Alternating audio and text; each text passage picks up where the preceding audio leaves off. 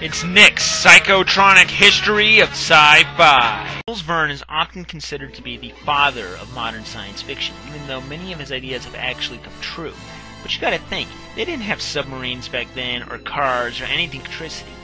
It's really a testament to his genius that many of the things he speculated about actually happened, not too long after he lived, too. He was a master of adventure, often with stories set in the most exotic of locales, like the bottom of the sea and even on the moon. Oddly enough, Verne studied law in college, never getting a degree in either science or literature, but of course went on to be known the world over.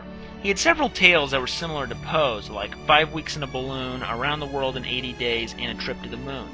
But come on, we all know what you really want. 20,000 Leagues Under the Sea, his most famous novel, as well as one of the greatest adventures of all time. It's a simple tale telling of a mad scientist who constructs a submarine ship to terrorize the surface world and gain a life of his own. It's been adapted several times, but of course the one everybody knows is the famous Walt Disney production, which features one of the most famous scenes ever, an epic battle with a giant squid. The novel is a great story, the kind of thing that grips your imagination with muscular tentacles and won't let go.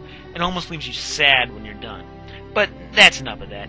He also wrote Journey to the Center of the Earth, wherein explorers hike through volcanoes and dinosaurs to find a lost civilization of inhuman humans.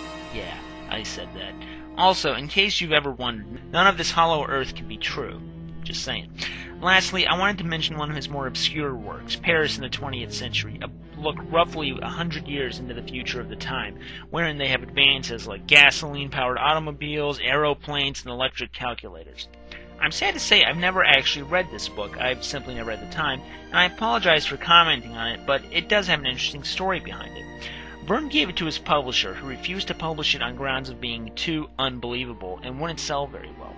He shelved it, never getting published until over 130 years later, in 1995, where it was nominated for a Hugo Award. Verne was nothing less than a genius.